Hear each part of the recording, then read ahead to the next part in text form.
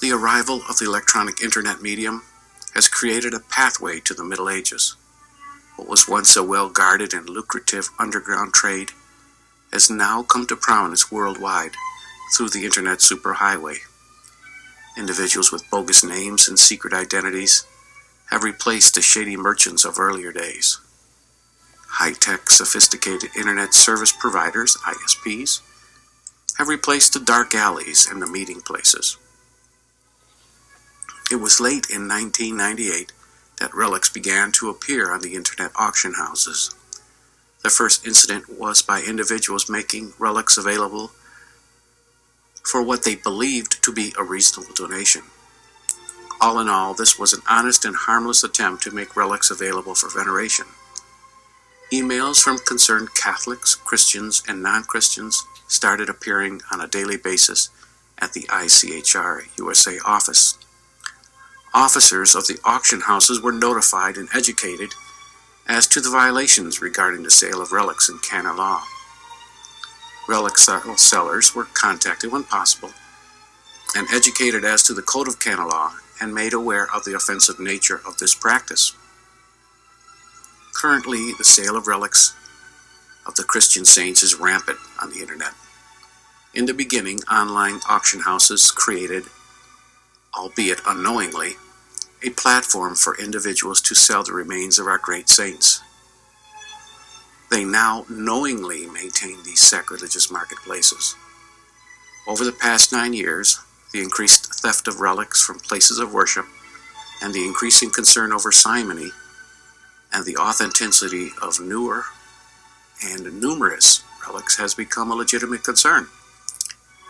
It is interesting how a person who does not believe that a relic could possibly be the authentic remains of a Christian saint can then turn around and auction it off to others. Equally confounding is that Catholics and Christians alike are selling relics while professing different ideals of convenience. What appears in the past to have been a valid reason why not to sell seems at present a better reason to sell. For the uncaring, the pursuit of cash at the expense of others appears to be the driving force. The purses of the morally bankrupt are being lined with silver, the same silver that was paid out over 1970 years ago. Due to the abuses associated with buying and selling of relics, which unfortunately included frauds and thefts, the Mother Church was forced to address the establishment of firm doctrinal changes. The word simony, S-I-M-O-N-Y, simony, the definition is the selling or purchasing of spiritual things, which is forbidden both by natural law and ecclesiastical law. Canon governs ecclesiastical law, while natural law is man's reasoned participation in God's eternal law. The Catholic Church possesses the power to interpret and to help others understand the natural law, which is knowable by all human beings. Natural law is promulgated by God and is the objective order established by Him. Furthermore, man uses his reason to promulgate the dictates of natural law, which is autonomous. The relics of which I am concerned are first class, the body remains of holy individuals who have fought the battles that Satan had put upon them, and they now wear the crown. These relics deserve to remain dignified, not sold as novelties. The relic merchant cares nothing for the lives of the saints. The saints, whether it's his or her sufferings and trials, and the spiritual implications. They use a moronic argument that they are not selling the relic, only the locket. The relic is supposedly a gift. It is bad enough that they are sacrilegiously desecrating a sacrament of the Christian community, but to add insult to injury, they de-emphasize the contents of the locket by openly admitting that to them the relic is of no value. The relic seller's mentality is offend you first, offend your values, your morality, your traditions, your faith, and presume that you are stupid. Remove the relic, and you have, in most cases, a $5 tekka. which is the locket. The relic in the tekka is the jewel of the Christian community. I have come across a litany of excuses why the relic seller believes that he or she can sell a relic. The explanations vary. The most common is that they are selling the locket, not the relic. The creative craftsmanship of the Neo-Middle Ages merchant is obvious. The crassness of today's Judas is painfully obvious.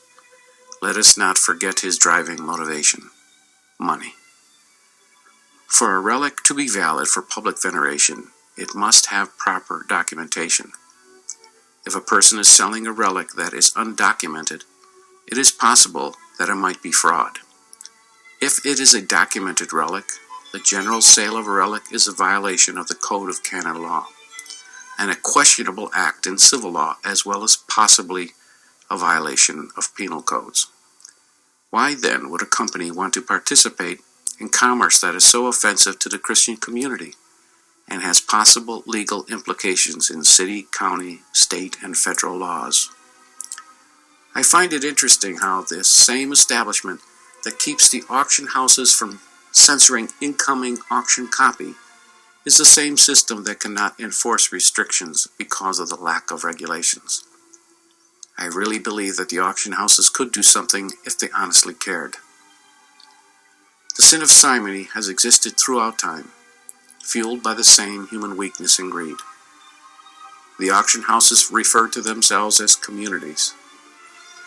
They proudly publicize their charitable donations, yet they refuse to stop aiding and abetting in the sale of the remains of the children of the same God they revere and value so much in the term "In God We Trust." I guess his money is as good as anyone else's. I wonder if the benefactors of the stock proceeds of the companies feel the same ways. A society cannot survive if we choose to ignore the teachings of the past. The widespread Middle Ages mentality toward the sale of religious relics on the internet is a mind-numbing reality. To the auction houses I say, you are no longer ignorant to the gravity of your complicity in the sale of religious relics on the internet. To the relic sellers I say, of two things I am sure. First, we will all die, and second, we will all be judged.